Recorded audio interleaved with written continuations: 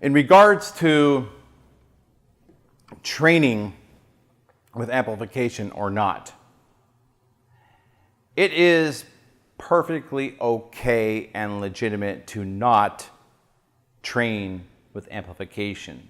Obviously, singers and students and teachers have been doing it for hundreds of years. That's perfectly fine. And sometimes it's a good idea to hang the mic up, put it away, and just listen and feel your voice in an organic way. But that option is always available to you.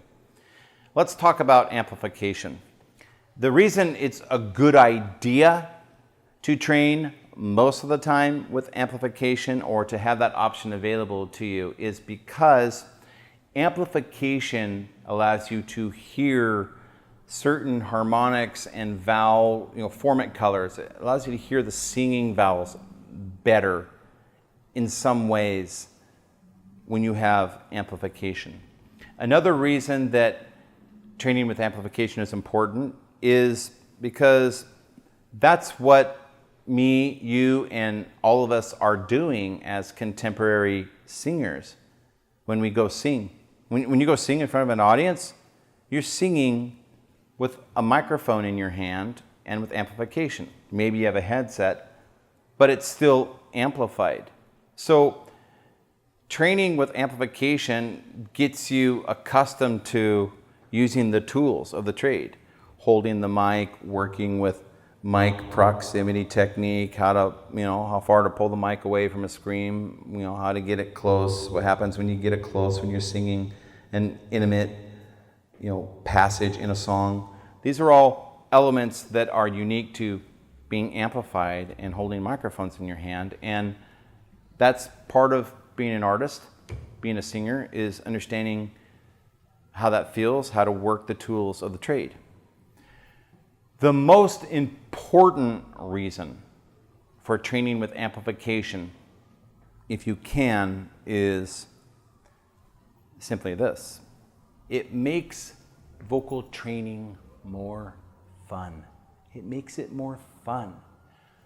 One of the fastest ways for a student to wash out and not follow through and kind of give up on their training schedule is the lack of amplification.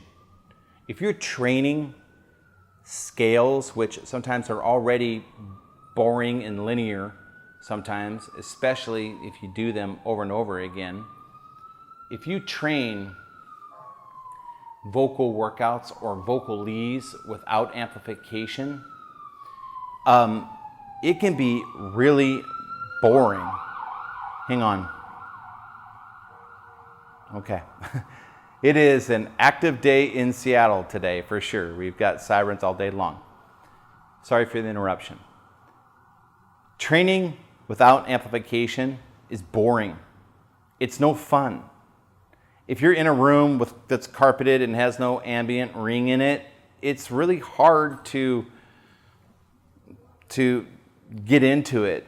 And so for me, all my life, since I was 15 years old to today, and for all my students, 80% of the time, being able to grab a mic with just a little bit of reverb is fantastic. It's fun. It's motivating.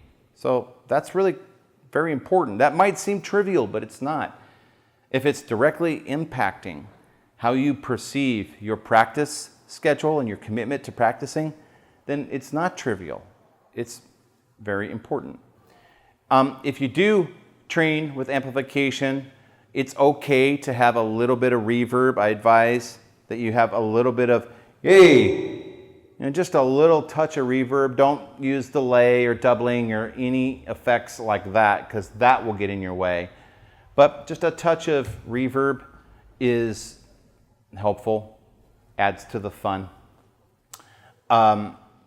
If you go ahead and read the lesson, it will explain things like vocal gear, equipment that can help you to amplify your voice. There's different ways you can do this. Of course, you can have a nice PA system if you have that opportunity, but if you can't afford a nice PA system, you might consider using a karaoke system.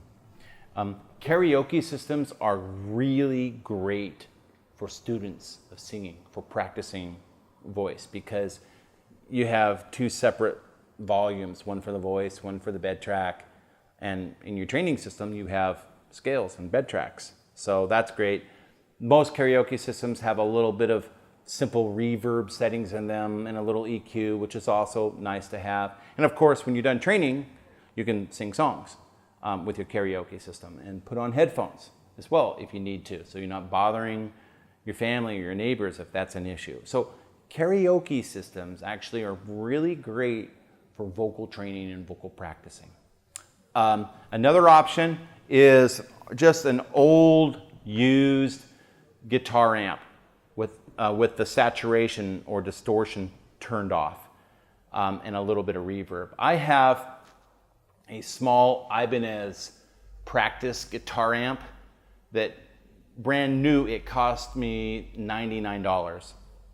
And it has a little bit of reverb on it, and it's great for a little small practice amp for singing or doing a lesson that I take around with me in my Jeep sometimes. So getting amplification doesn't have to be an expensive thing. For 99 bucks, you can get a brand new practice guitar amp with reverb on it, and oftentimes that works just fine. Or check out some pawn shops. So anyways, I don't want this to turn into a vocal gear discussion. We'll do that another time. But do train with amplification if you can, and the main reason for that is it keeps training fun and exciting. So if you want information on the vocal gear, check out the vocal gear store that I put together for you guys.